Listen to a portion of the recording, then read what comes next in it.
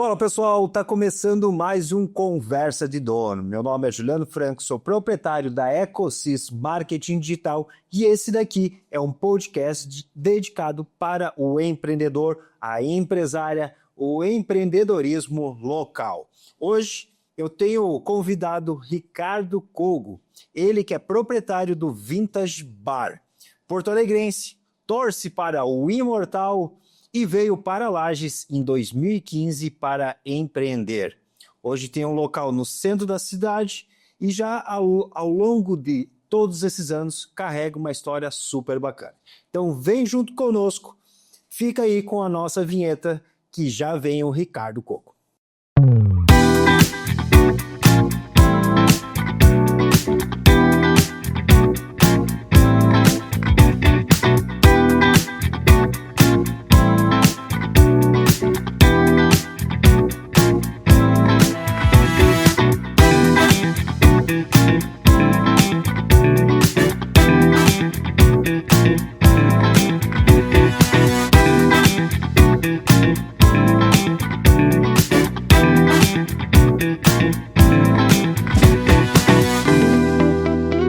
Agora sim, Ricardo, seja muito bem-vindo ao nosso podcast, a Conversa de Dono.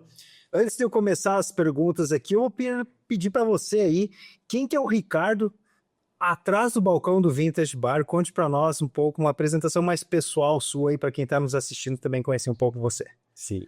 Bom, boa tarde, Juliano. Obrigado pelo convite. É um prazer estar aqui. Esse é o primeiro podcast que eu participo. Eu sou um consumidor de podcast. É provavelmente o conteúdo que eu mais acompanho, assisto. Realmente é um formato assim que me pegou. Então vai ser uma experiência bem legal aí estar participando. E o Ricardo é um porto-alegrense que está em Lages aí desde 2015. Então já são aí 11 anos na cidade. Gosto muito de Lages. Fui muito bem recebido, muito bem acolhido. Criei muitas amizades, hoje tenho meu negócio aqui e sou gremista, mas o meu esporte favorito é o basquete, sou torcedor do Golden State Warriors e tenho 48 anos, sou capricorniano, apesar de não entender nada de signos, e sou um apaixonado por música, música é o que me move, eu estou sempre consumindo música, também sou colecionador, tenho esse hábito desde muito cedo e gosto de fazer atividade física, gosto de ler, gosto de cinema, gosto de artes e mais adiante a gente vai falar do vintage e o vintage é muito isso, o vintage é o Ricardo em formato de negócio. Legal, Ricardo. Tu vai falando e eu vou anotando aqui as coisas, já é meio costume dos convidados, né? Das anotações que eu vou fazendo, né? Tu falou ali do primeiro podcast, cara, e eu lembrei quando eu fiz o convite para você, sem momento algum, vamos dizer assim, titubeou, assim, não, cara, bora, vamos fazer, tá? E às vezes eu faço alguns convites para alguns empreendedores, eles, nossa, e agora, né, dá aquele frio na barriga. Até confesso que recentemente eu participei de um podcast onde eu fui entrevistado, né, lá na TV BC em Balneário, e, cara, uma hora antes, assim, me deu aquele friozão na barriga, e agora, né, eu ainda comentei com a minha mulher na hora e tal, assim, mas, meu Deus, tu grava toda semana, assim, uma coisa, tu tá do outro lado do balcão, né, mas legal, obrigado por você ter vindo aqui participar, e eu... que nem tu falou ali, o podcast é um formato que te pega, né? Eu acho que a gente tá, vamos dizer assim, fora, tirando, no podcast a gente tira as máscaras, né? Porque hoje no mundo das redes sociais, no mundo do digital, assim, a gente percebe que tem algumas coisas que são meio criadas, né? Principalmente no mundo dos influenciadores, né? Que tem as publis, eles não estão... nem sempre estão ali verdadeiramente falando daquele negócio, né? Diferente no podcast, cara, que aqui é verdade nua e crua, não tem como fugir, né? Porto Alegrense desde 2015, péssimo time, né? O basquete, beleza, né? O que tu coleciona? Cara, sabe que agora o meu filho ali, ele começou a colecionar aquelas carteiras as cartinhas do Pokémon. E não é recente, isso já rola essas... E aí eu tava acompanhando, cara, até passou, o Thiago Nigro tava mostrando. Aí tem não sei como é que é o nome do influenciador americano, ele levava uma cartinha que é o o... maluco aquele que luta boxe lá. Cara, vale milhões, seria uma cartinha... Nossa. É uma fortuna. Ele tem um card do Pokémon dourado que ele usa tipo uma corrente assim, né? E aí ela custa mais de $1 milhão. E tu tem umas coleções assim também, cartinha de basquete, algo nesse formato? O que tu coleciona? Eu tenho várias coleções, cara. Eu tenho coleção de vinil. E aí, assim como o vintage, ele é muito nichado. Assim, minha coleção de vinil é de jazz fusion da década de 70 e 80. É quando o jazz se fundiu a outros gêneros musicais, estilos. E aí, essa é a minha coleção, assim. Tem uma coleção bem bacana, assim. Até brinco que de bar eu não entendo, mas de música eu entendo. E eu tenho coleção de Funko Pop, que é aqueles bonecos cabeçudos. No mundo e coisas que teve antigamente. Aqueles...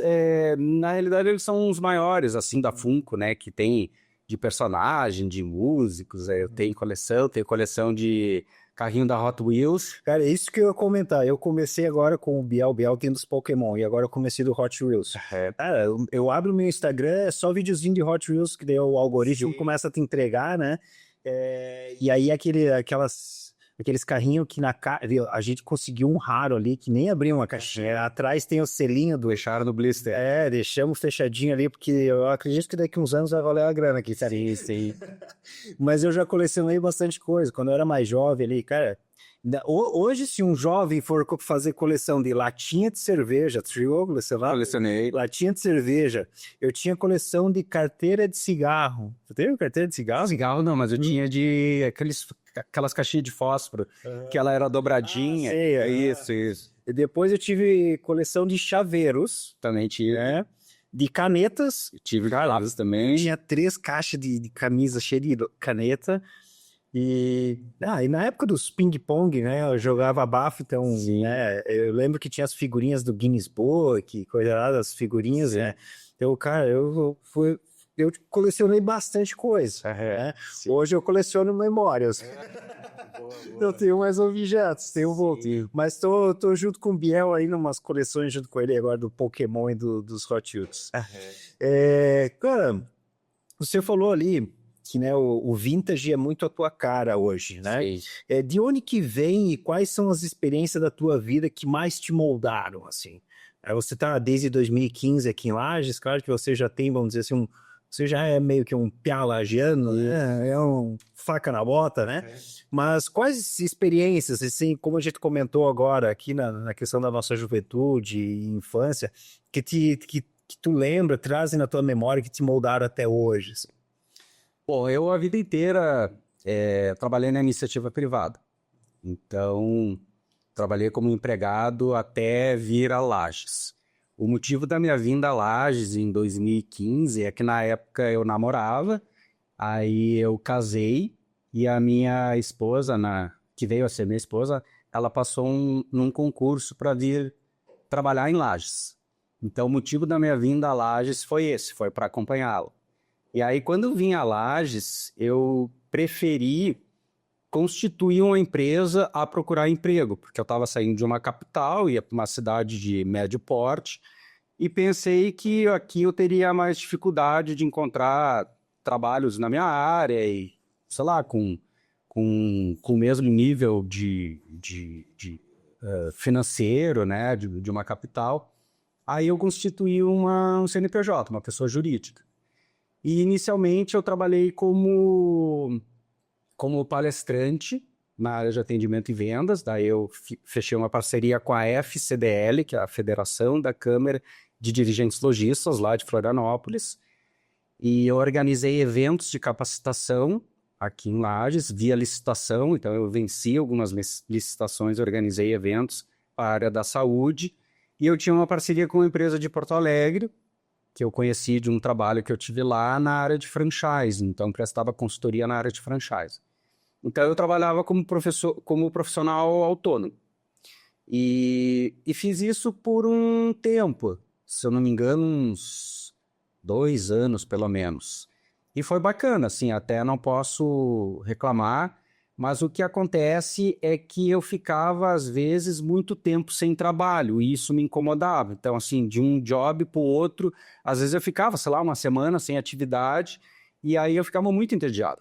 Então, a ideia de ter um negócio veio daí.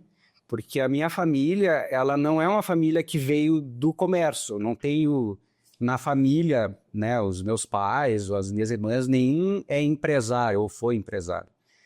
E então foi assim uma decisão minha de me ocupar mais, né? Quando eu era pequeno, se me perguntasse o que eu queria ser quando crescer, eu jamais ia dizer que era dono de bar, né?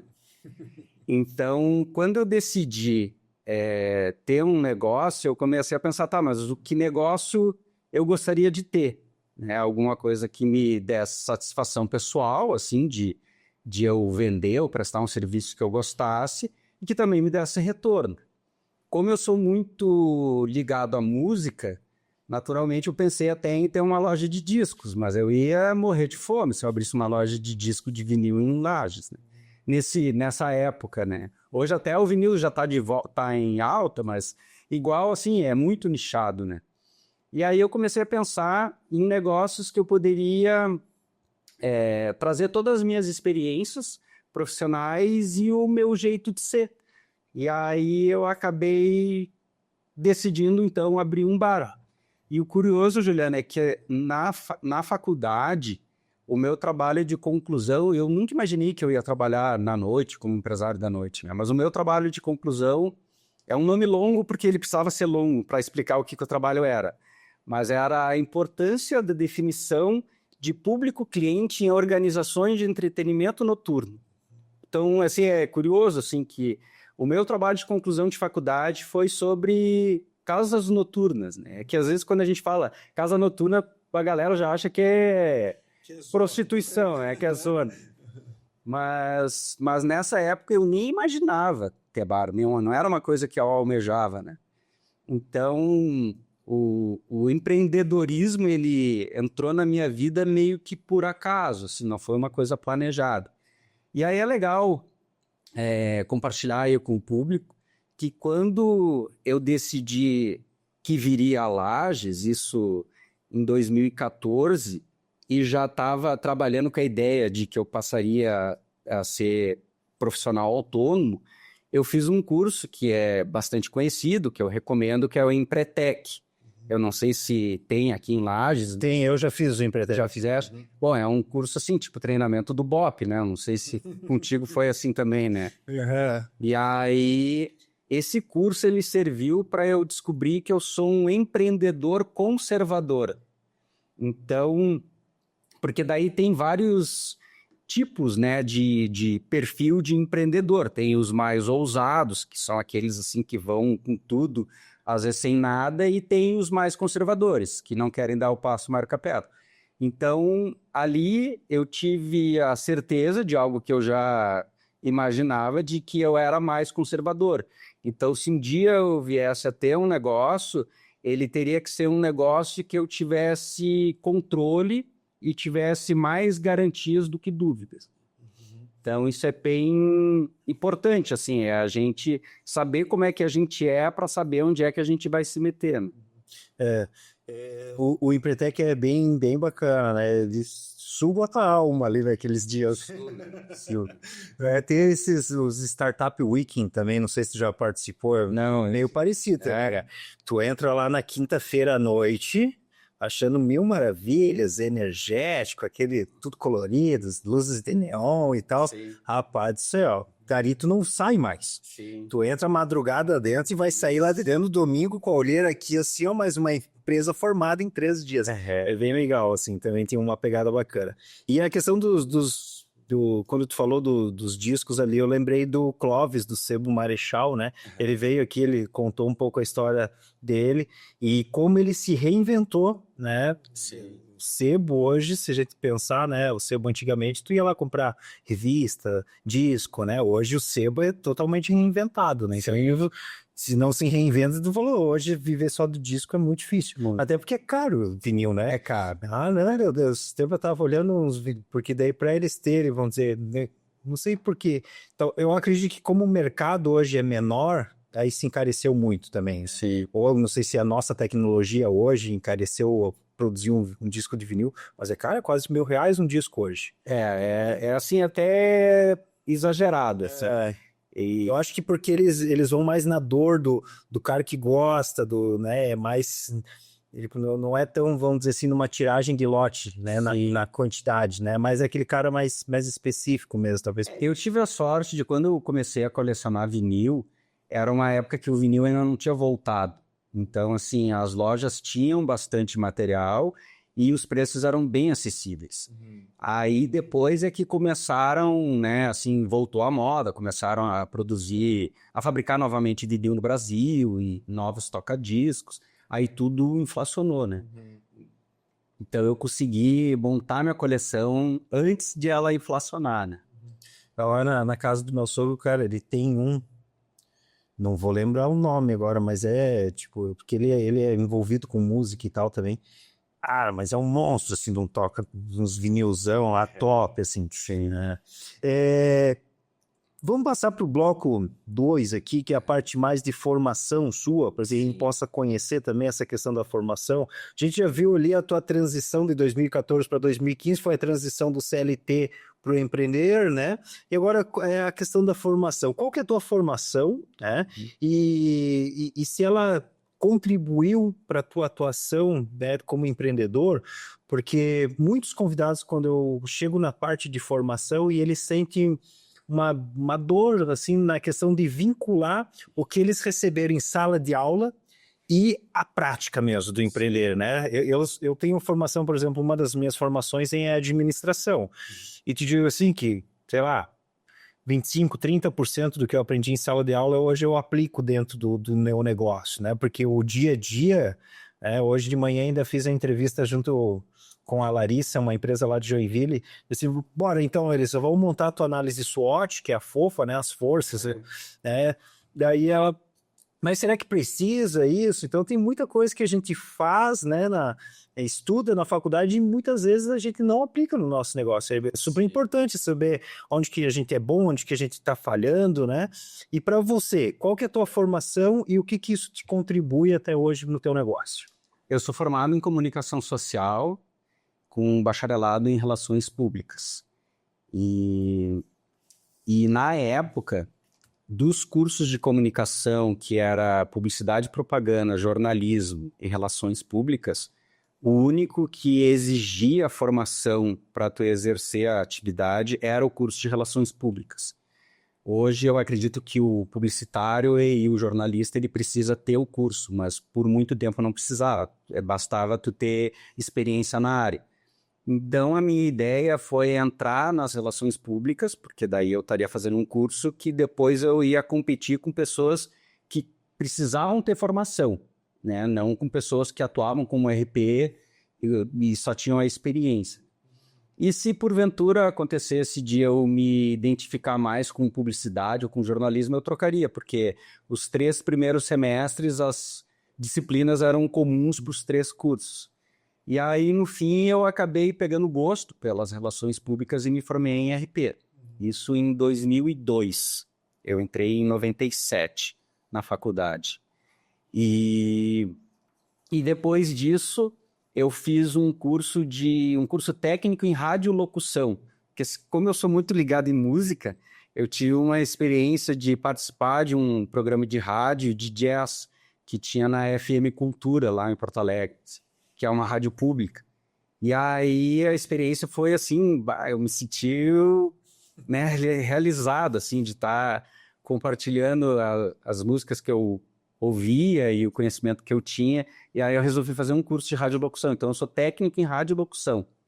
E depois eu fiz uma pós-graduação em marketing estratégico, na ESPM, que é a Escola Superior de Propaganda e Marketing. Então eu tenho master em marketing estratégico. Essa é a minha formação. E esse conhecimento que eu adquiri na faculdade e principalmente na pós-graduação foram muito úteis no trabalho que eu tenho hoje ali, que é essa relação que tu cria com o público. Porque o Vintage, ele é um bar pequeno e que tem uma proximidade muito grande com o cliente. E isso caracteriza o meu negócio, que é essa interação com quem vai. É claro que a gente entende e respeita as pessoas que elas querem ficar na delas, mas eu percebo que cada vez mais as pessoas elas saem de casa porque elas querem interagir com as pessoas. Então, ser formado em relações públicas, ter noções de marketing, isso tudo contribui para o meu negócio. Bacana. E você acredita que empreender se aprende mais na prática ou nos estudos? Na prática, muito mais. Muitos desafios, né? Mas vamos falar sobre os desafios mais para frente aqui. Você falou que fez a transição, né? Você foi palestrante ali, né?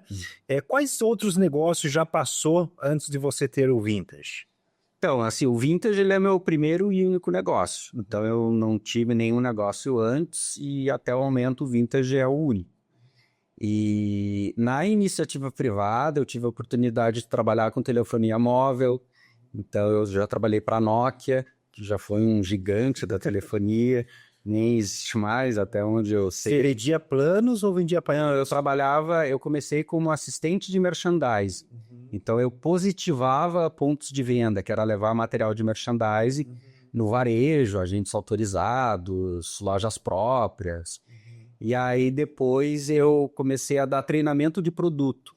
Então, eu recebia os treinamentos da Nokia e replicava eles para os pontos de venda, para as pessoas explicarem para os clientes como é que era o funcionamento do telefone. Mas isso, assim, lá no tempo... Na época que o Nokia era um tijolão, né? Na época do 5120, que era só, assim, SMS. Que era o joguinho da minhoquinha. Mas os telefones, a bateria durava uma semana. Nesse ponto, eles eram bem melhores. Então, eu trabalhei com telefonia móvel, trabalhei também na Brasil Telecom, que depois se tornou a Oi, né? E hoje nem sei se existe ainda. Eu acho que a mexicana, né, comprou a Claro, né? Tô meio por fora. Trabalhei também na área de educação e trabalhei num grupo de mídia lá de Porto Alegre, que é o grupo RBS, na Zero Hora. Trabalhei com o sistema de ensino, eu acho que eu já comentei, né? Então, eu tive bastante experiência na área comercial. E até que... O que te facilita muito hoje na gestão de um bar também, né? Sim. Você ter essa relação, todo o teu histórico, independente se você estava como dono do negócio ou como funcionário ali, né? Você sempre estava se relacionando, né? A área comercial te coloca muito nisso, né? Você está treinando a equipe aqui, visitando os pontos de venda, então isso hoje... querendo ou não, influencia muito na tua relação dentro do bar também, né? Te coloca numa posição, vamos dizer assim, de vendedor também atrás do balcão. Sim. E o meu último emprego, antes de eu vir a Lages e me tornar empresário, foi na CDL de Porto Alegre. Então, lá eu tive... Assim, o meu mundo era estar lidando com varejistas, né? Isso foi bem legal. E, inclusive, foi numa oportunidade que eu tive trabalhando na CDL, que eu ganhei um presente que eu vou te dar agora e que eu tenho ele guardado há 12 anos, cara. Então, para você ver como ele esperou aí. Tá aqui, ó. É um kit de um palestrante que eu organizei um evento aí pra ele. Esse aqui eu conheço. Conhece, eu sou cidadão, hein? Nossa, mas o homem tá diferente, hein? Às vezes tu acompanha, tu segue ele? Sim. Nossa, tá muito diferente o Eduardo teu. E esse aqui é a coleção dos... Esse é o box até 2014. Mas... Tem livro, DVD, CD de áudio. Pô, e aí eu tenho isso guardado há 12 anos. Nossa! Aí, galera, ando pra dar pra alguém, né, que vai fazer bom uso. Bacana. Com certeza. Vou colocar isso aqui na nas aulas, né? Eu dou aula à noite, dou aula na Uniplac. Sim, Bacana. Vou deixar aqui na frente. deixa aí Pra fazer inveja pra ela. Depois que eu terminar de ler, ele vem aqui, ó, pra prateleira. Isso. Obrigadão, Ricardo. Mas muito bem, Muito obrigado, cara. Vamos, apresentamos. Valeu, cara. Então, essas experiências que eu tive, elas todas, né, de alguma maneira, elas contribuíram. Eu, assim, não é que eu me arrependa, mas, assim, hoje, olhando para trás, eu acredito que eu poderia ter sido menos afoito em alguns momentos na minha vida profissional na iniciativa privada. Era uma época que tu tá com a ambição lá no alto, né? E aí, às vezes, assim, eu estava numa empresa, daí pintava uma oportunidade numa outra empresa, eu acabava indo para essa nova empresa e aí eu não ficava muito tempo nos lugares, assim. Então, isso é uma coisa que, em algum momento da minha vida, eu pensei a respeito e eu poderia ter ficado mais tempo nas empresas. Mas, por outro lado, eu tive a oportunidade de trabalhar em muitos lugares diferentes. Então, a gente às vezes perde de um lado, mas ganha de outro. Bacana. Tu comentou um pouquinho ali que o bar, ele vamos dizer assim, você teve o bar mais como um propósito de trazer, né, mesmo quem que é o Ricardo, né, através de um negócio, né?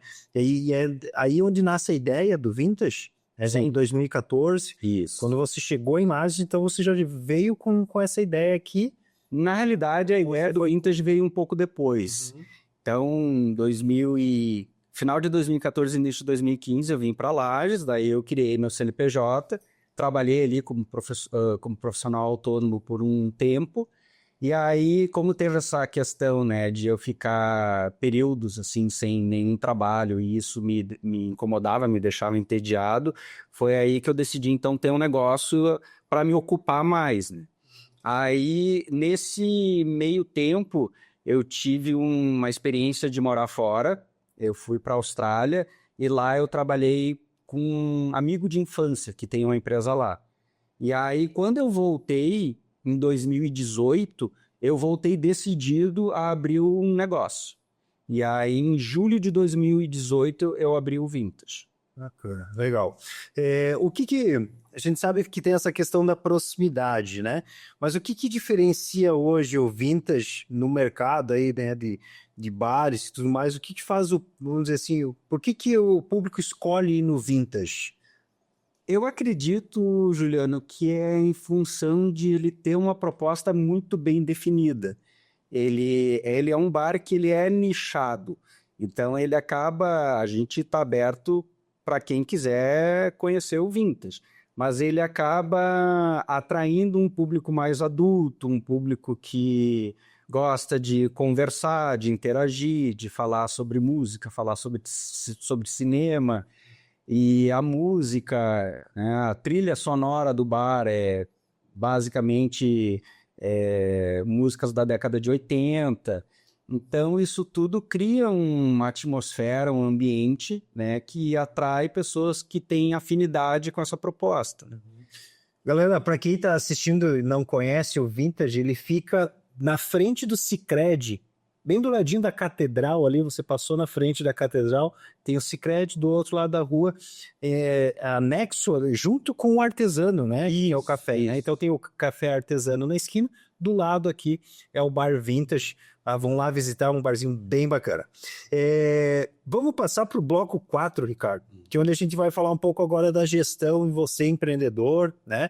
Só que antes da gente começar as perguntas aqui, a gente tem um intervalinho, vamos abastecer a nossa água e a gente já volta aqui. O Conversa de Dono tem o patrocínio do Sicoob Cred Serrana, essa cooperativa financeira que acredita no empreendedorismo. Então, se você é empresário, proprietário de um comércio local e está buscando por soluções financeiras eficazes e aquele atendimento humanizado, procure uma das unidades do Sicoob Cred Serrana. Eu sou o cliente e indico. Estamos de volta ao Conversa de Dono. Hoje estou aqui com o nosso convidado, Ricardo Kogo, proprietário do Vintage Bar, barzinho ali no centro, próximo à Catedral, que você deve conhecer. Vamos passar agora para o bloco 4, onde eu vou questionar ele sobre os desafios do empreendedorismo. Ricardo, quais, né, hoje são os maiores desafios aí tocar um negócio que é voltado para a noite, né? Quais são os maiores desafios aí que você...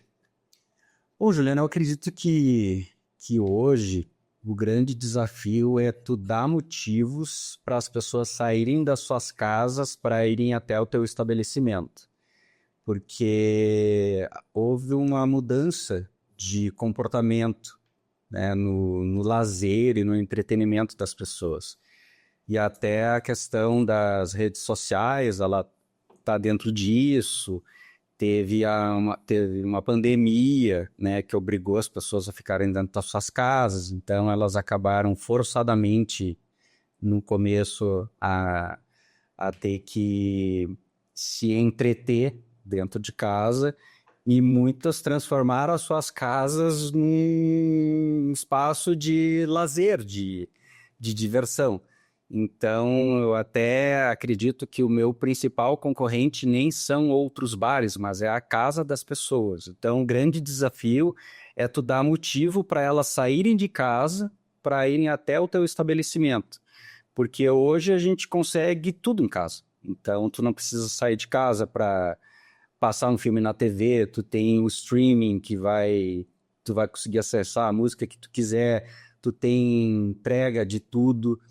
E Lages é uma cidade que, eu acompanhando as postagens que as pessoas fazem, eu tenho a impressão que é da cultura da cidade, dos lagianos, fazer muito evento na casa um dos outros.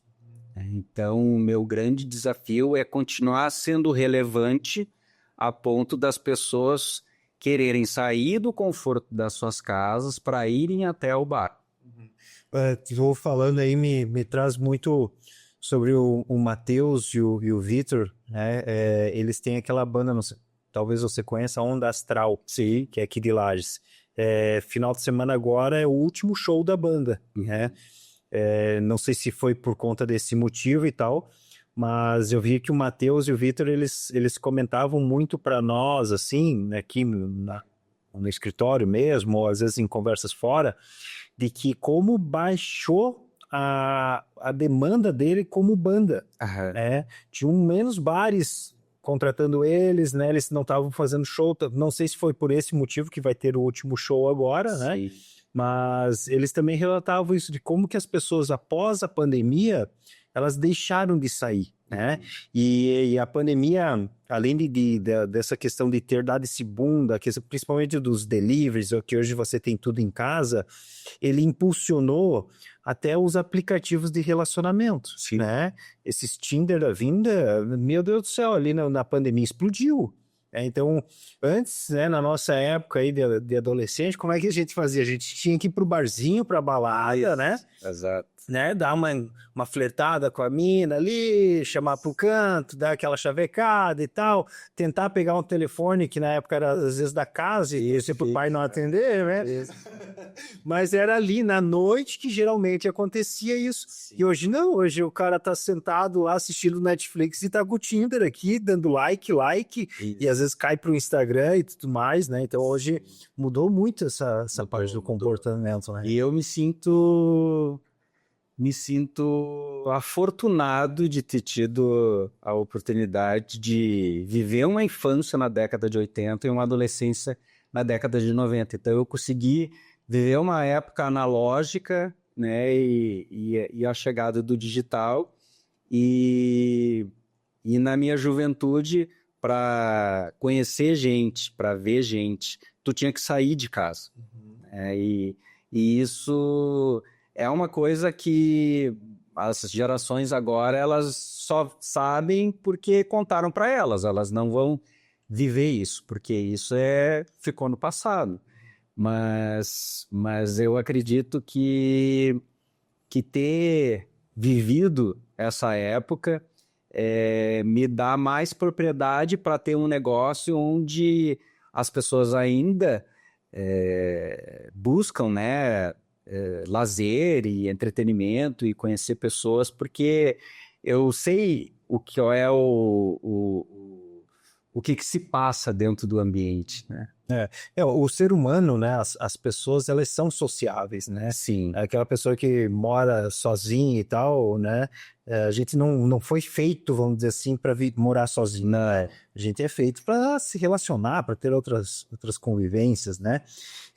Ricardo, sobre o teu negócio ali, questões, como é que é lidar hoje com equipe, horário, operação, segurança? Como é que funciona toda essa gestão aí do teu negócio com equipe, horários, operação? Como é que tá funcionando? Bom, o Vintage ele é um bar pequeno, né? Então eu tenho 3 funcionárias. Eu prefiro trabalhar com mulher. Eu acho que mulher é mais, enfim, é de melhor lida, assim. Aí isso, né, vai de cada profissional. Então eu tenho ali as minhas funcionárias e o bar funciona de terça a sábado. A gente já funcionou de segunda a sábado, mas aí eu cheguei à conclusão que a segunda-feira não valia a pena, assim, que é um início de semana que a galera tá se recuperando do final de semana. E aí eu ganho em qualidade de vida, né? Não só eu, mas também para quem trabalha comigo. Então, domingo e segunda são os nossos dias de folga, né? E a questão do horário, a gente funciona das 19 até meia-noite e nas sextas e sábados até 1. Esse é um horário de alvará, de placa, que tem que ter, né? Até para as pessoas se organizarem e chegarem nesse horário. Mas acontece, às vezes, quando a gente está com cliente, né? De ir até mais tarde. Então, quem trabalhar na noite tem que ter essa consciência de que, às vezes, tu vai chegar bem tarde em casa. Muitas vezes eu fico lá até tarde, fico sozinho ali atendendo os clientes, né? E tá tudo certo. E em relação à segurança, Lages é uma cidade que eu considero bastante segura, assim. Não sei se tenho sorte, mas assim, nesses 7 anos e 7 meses de existência ali do bar, a gente nunca teve nenhuma situação, então realmente, numa capital como Porto Alegre, que é a minha cidade natal, eu não teria como ter o Vintage se eu não tivesse um segurança na porta, que eu já teria sido assaltado Todo mês. todo mês. Então, isso é uma coisa bem boa, assim, eu tenho essa sensação de que é uma cidade mais segura. E aí, trabalhar na noite, né, é importante também que tu consiga catequizar, de certa forma, os clientes em relação aos horários. Porque quem está na noite, às vezes, é inimigo do fim, né? E aí, se tu não consegue imprimir um horário de funcionamento, elas às vezes vão chegar ali muito tarde, assim, 10, 15 minutos, e aí isso vai estender a tua jornada. E tem noites que são cansativas, porque a gente, por exemplo, eu chego no bar às 18 horas, né? A gente abre às 19. Então, às vezes é 1 hora, tu já teve toda uma jornada ali, e aí a galera chega pra frente, né? Então, E aí depois de uns tragos, acelera mais. e aí às vezes acontece, assim, de clientes chegarem, a gente tá fechado, né? E aí algumas vezes a gente recebe, outras não, assim, uns levam pro coração, ficam chateados, mas depois eles voltam. Bacana. E nos bastidores, eu lembro que tu ainda tem aquele processo de fermentação natural lá com os pães que você serve lá, tem A gente, assim, a gente procura fazer no bar tudo que vale a pena, né? as brusquetas, eu lembro que tinha uma preparação especial. Então, assim, são poucas coisas, assim, claro que tá aí os insumos, né? A gente tem nos fornecedores, eu compro, né? Mas, assim, por exemplo, os pães que a gente usa em alguns lanches, nas brusquetas, né? A maior parte são feitos ali no bar, né? Outros são feitos sob encomenda com quem sabe fazer melhor do que a gente. Então, também não tem por que a gente se meter a querer fazer uma coisa que não é o nosso core business, assim, né? Mas assim, a gente tem um cardápio que é bem variado, de certa forma ele é enxuto, porque aí é muito uma percepção minha como consumidor, que quando tu oferece muita variedade, às vezes isso traz um estresse para o cliente, porque ele não sabe o que pedir, né? E aí ele fica na dúvida, mas será que eu fiz a melhor escolha? Então, claro, tu tem que ter uma variedade, né, para não ficar tão limitado assim. Mas, por exemplo, a gente tem uma salada, não são duas. A gente tem uma sobremesa, não são duas. Então, se o cara quer comer uma sobremesa, é aquela ali. Se ele não gostou, ele não vai pedir. E isso que eu acredito que facilita, às vezes, a vida para o cliente, né? Quando tu consegue, assim, ter um cardápio que ele é mais enxuto, mas com uma variação que atenda a todos. E facilita também para a tua questão de gestão, né? Porque é, você é o primeiro proprietário de bar que a gente conversa aqui, mas a gente já conversou com outros proprietários de restaurantes, por exemplo, o Cholos, né? Sim. O Bistrô, né? Então tiveram outras pessoas que já vieram falar, mas eram voltados na parte de restaurante, e eu acho que é um pouco parecido também quando a gente fala do teu negócio, que é você ter um cardápio muito extenso, né? Além de confundir o teu cliente, você como negócio, você vai ter uma quebra enorme também, porque você Sim. precisa ter todos aqueles alimentos, e alimento estraga, no máximo vai durar 2, 3 dias, né? Tu vai ter que comprar, né? Frutas, verduras e tudo mais, né? Sim. Então você ter um cardápio mais curto também te dá uma gestão melhor na questão ali de quebras, de percas de alimentos também, né? Isso eu levo muito em consideração para tudo que a gente vende ali no bar, assim. Eu sou bem maniático com essas coisas, assim, de não ter desperdício. Então, tudo é pensado, né, no sentido de não... de evitar ao máximo o desperdício, né? De ter um insumo ali que se ele não sai, eu vou ter que botar fora e aí é dinheiro colocado fora. Tem alguma coisa assim, Ricardo, que a gente como cliente, né, lá no teu bar, a gente não consegue perceber, mas que faz toda a diferença na gestão do teu negócio, cara? Olha, Juliano, a gente é muito organizado ali. Então, a gente sabe tudo aquilo que o cliente pediu, né? Eu uso o sistema, a gente tem controle de estoque. Então, assim, são muitas as possibilidades de conferir o que foi consumido na mesa.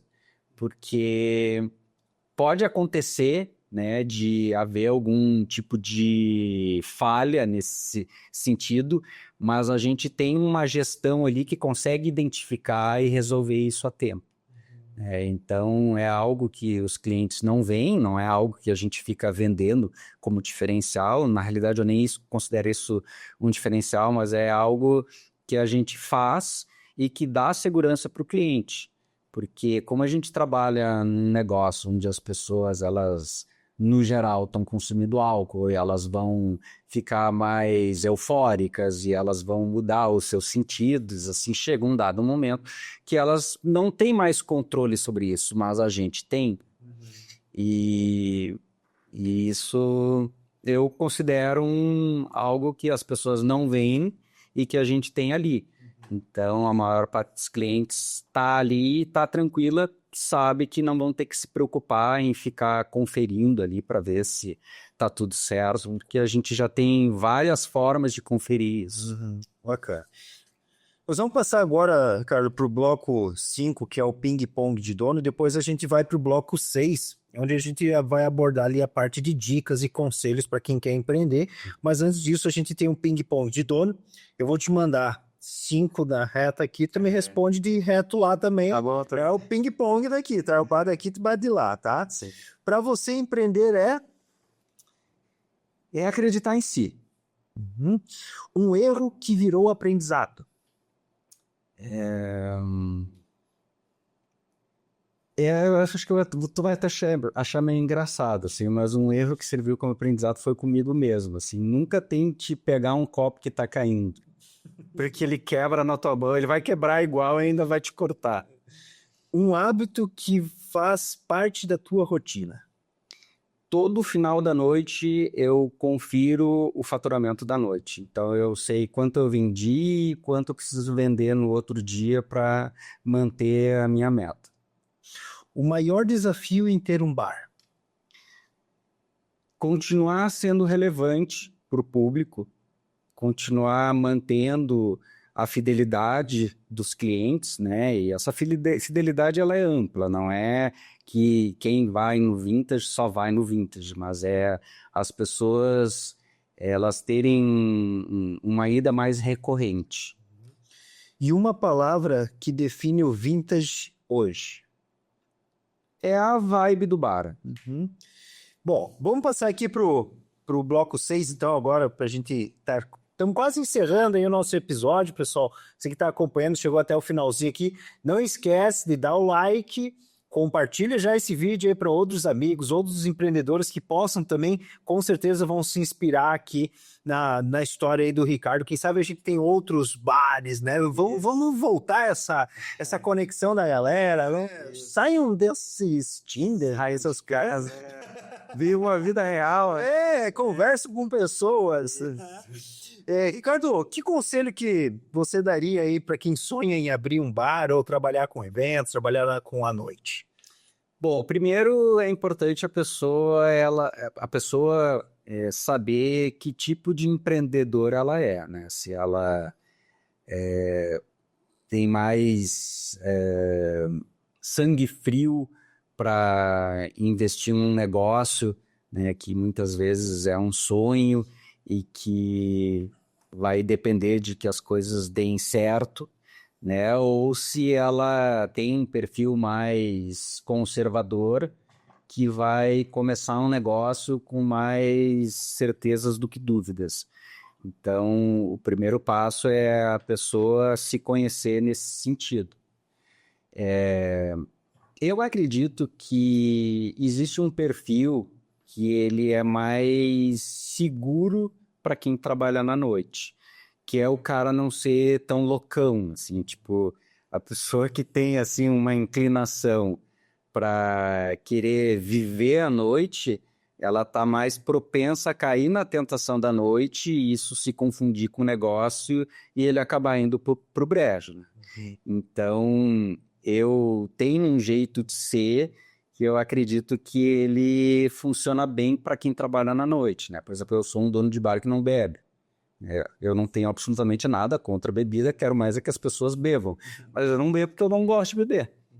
E isso é uma coisa que, para o meu negócio, é importante porque exige muita concentração. E é algo que, aos poucos, eu fui percebendo que as pessoas admiram, né? Então, elas se sentem mais seguras de estar num ambiente onde elas vão estar consumindo bebida alcoólica e que o dono ele não está alcoolizado, né? Porque se tem alguém ali que precisa estar sóbrio, é o dono do bar, né? E o Vintage é um bar que vai estar sempre com a presença do dono. Eu abro e fecho o bar todos os dias desde que ele começou lá em julho de 2018. Bacana. O que não pode faltar, né, na gestão aí de um negócio da noite? Cara, eu acredito que não pode faltar Excel. A gente tem que fazer conta, tem que ter controle. Tu até comenta agora, né, essa questão de que todo dia você fecha, né, você tem o controle. E eu acho que isso aqui vale não só para quem tem bar também, né, porque a gente vê, né, isso a gente ensina na faculdade, a gente vê até em outros negócios aí, que principalmente aquela questão do dono, às vezes, misturar os caixas, né? Não tem o caixa da empresa, o bolso, é tudo a mesma coisa, né? Ainda mais para quem tem um negócio que nem o teu, ou às vezes uma loja, por exemplo, cara, é dinheiro entrando todo dia. Todo dia. Né? Então, se o cara não tiver um controle mesmo financeiro, uma gestão, aí o cara se estressa. Não dá para ser deixa a vida me levar, porque não rola, assim. Tu tem que saber o quanto tu comprou, o quanto tu vendeu, tem que comparar a venda do mês com o mesmo mês do ano passado, tem que acompanhar crescimento, tem números. A pessoa ela não pode ser, ela não pode não gostar de números. Tu tem que isso vai estar sempre presente, porque é um negócio. A gente está falando de entrada e saída de dinheiro. Então, tu tem que saber a situação, a saúde financeira do teu negócio. E para nós encerrarmos agora, Ricardo, a última perguntinha. Eu sei que Tu já deve estar atrasado lá, a galera já tá batendo lá na porta do Vintage. Se você pudesse voltar no tempo, tu faria alguma coisa diferente? Então, essa pergunta, né, ela é bastante interessante, assim, porque a gente fica, né, pensando assim, putz, será que eu fiz alguma coisa lá atrás, assim, que talvez, assim, eu pudesse ter feito diferente, ou que eu tenha me arrependido, assim. E, na realidade, Juliano, na minha experiência, eu não mudaria nada, assim, porque tudo que aconteceu teve uma razão de ser e foi determinante para a evolução que o bar teve, né? E eu, como empresário também, eu me considero hoje um dono de bar muito melhor do que eu era quando eu comecei lá em 2018. Então, a gente pode tirar proveito de todos os erros que a gente cometeu, assim. Acredito que eu, pelo menos acredito, não digo, mas assim, eu não lembro de alguma coisa assim que tenha sido tão errada que eu tenha me arrependido e que se eu pudesse voltar no tempo eu teria feito diferente. Muito provavelmente o caminho teria sido o mesmo, assim. E tenho certeza que daqui a uns anos a gente vai estar diferente do que a gente está hoje, né? Então, não é porque tu tem uma proposta muito bem definida do teu negócio e tu acredita que o sucesso do teu negócio é justamente ter essa identidade que tu precisa ficar engessado. Então, a gente pode se transformar ao longo do tempo. E o Vintage, ele se transformou ao longo desses 7 anos sem perder a sua essência. Pessoal, chegamos ao final do nosso episódio de hoje. Ricardo, tu tem uma palavrinha, um minutinho final aí das tuas considerações. Queria agradecer mais uma vez, Juliana, a oportunidade e convidar, né, quem não conhece o Vintage, né, de conhecer. E eu continuo acreditando que as pessoas elas vão continuar sentindo necessidade e desejo, né, de estar ali no tete a tete uns com os outros, né? Então, mesmo com todas essas mudanças de comportamento em função dessa evolução tecnológica, chega uma hora que a gente precisa, né, do presencial e o bar, ele é um ambiente para isso, né? A gente conhece gente, conversa, tem histórias que começam no bar, tem negócios que são fechados no bar e, no geral, a gente sempre teve, né, ou ainda vai ter um bar que fez parte da nossa história. E o Vintage está aí para fazer parte da história, de quem quiser que ele faça parte. Obrigado, Ricardo. Obrigado pelo presente, mas já pela tua participação. Pessoal, nos assistimos, acompanha aí no próximo episódio do Conversa de Dono. Fica aí com a nossa vinheta. Valeu!